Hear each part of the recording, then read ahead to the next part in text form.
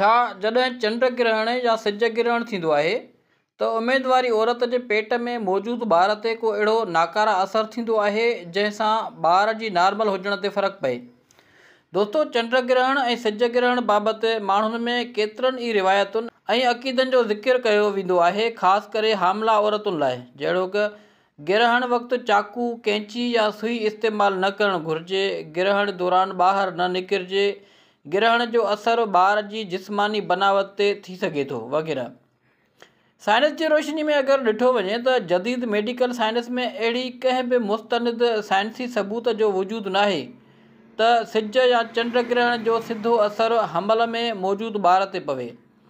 ॿार जी जिस्मानी या ज़हनी सिहत ते असरु जेके शयूं विझंदियूं आहिनि उन्हनि में वॾा सबब माउ जी ग़िज़ा, सिगरेट या नशे जो इस्तेमालु, दवाऊं या बीमारियूं, मिसाल तौरु जेकॾहिं कंहिं माउ खे शुगर, ब्लड प्रेशर या इन्फेक्शन आहे, या वरी जेनेटिक कारण यानी ख़ानदानी जेके मसइला हूंदा आहिनि।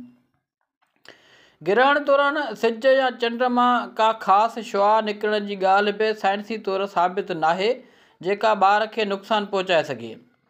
इस्लामी नज़रिये मुताबिक़ क़ुरान ऐं हदीस में किथे बि उहो नाहे लिखियलु त ग्रहण जो असरु हमल या ॿार ते पवे थो। पैगम्बर इस्लाम हज़रत मुहम्मद सल्लल्लाहु अलैहि वसल्लम जे दौर में बि सिज ग्रहण थियो हुयो ऐं माण्हुनि ग़लतफ़हमियूं कयूं, जंहिं ते पैगम्बर इस्लाम जन वज़ाहत कई त सिज ऐं चंड कंहिं जे मरण या जीअण सबबु ग्रहण में नथा अचनि, यानी ग्रहण हिकु कुदरती निज़ाम आहे, कंहिं इंसान या ॿार सां उन जो सिधो कोई बि वास्तो नाहे।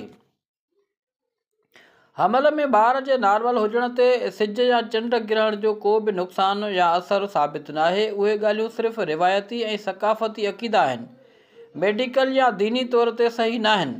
माण्हुनि में जेके ग़लतफ़हमियूं दुनिया में आहिनि उन्हनि में ग्रहण दौरान सुई, कैंची या चाकूअ जो इस्तेमालु न करणु घुरिजे। चयो वेंदो आहे त ॿार जे जिस्म ते निशान पइजी वेंदो ऐं इहो बि चयो वेंदो आहे त औरत खे ग्रहण वक़्तु सुतल न हुजणु घुरिजे, न त ॿार सुस्त या कमज़ोर पैदा थींदा। इहो बि चयो वेंदो आहे त ग्रहण दौरान औरत खे पंहिंजो पेट हथ सां न छुहणु घुरिजे, न त ॿार जे जिस्म में को ऐब पैदा थींदो। कॾहिं कॾहिं औरत खे घर में ॻाढ़े धागे या धातुअ जो टुकड़ो ॿधण जो चयो वेंदो आहे जीअं ॿारु महफ़ूज़ रहे। कुझु हंधनि ते चयो वेंदो आहे त ग्रहण वक़्तु हामला औरत खे पाणी या खाधो न खाइणु घुरिजे। इस्लामी नज़रिये में अहिड़नि अक़ीदनि जो को बि सबूत क़ुरान या हदीस में नाहे। पैगम्बर इस्लाम जन सिर्फ़ु उहा तालीम ॾिनी त जॾहिं ग्रहण थिए त माण्हू निमाज़ पढ़नि, सदको ॾियनि ऐं दुआ कनि। ॿार ते निशान, ऐब या असरु थियण वारी ॻाल्हि ग़लतफ़हमी ऐं वहम आहे। ॿार ते निशान या ऐब जेन्स माउ जी सिहत, बीमारियुनि या ॿियनि हक़ीक़ी सबबनि सां पैदा थींदा आहिनि, न वरी सिज या चंड ग्रहण सां। हाणे असां इन ॻाल्हि ते अचूं था त सिज ऐं चंड ग्रहण छो थींदी आहे। दोस्तो, सिज ग्रहण तॾहिं थींदो आहे जॾहिं चंड ज़मीन ऐं सिज जे विच में अची वञे, यानी चंड सिज खे ढके छॾे थो। ऐं चंड ग्रहण तॾहिं थींदो आहे जॾहिं ज़मीन सिज ऐं चंड जे विच में अची वञे थी। ज़मीन पंहिंजी छांव यानी शेडो सां चंड खे ढके छॾे थी। नतीजे में चंड कॾहिं मुकमिल लिकी वञे थो त कॾहिं जुज़वी लिकी वञे थो।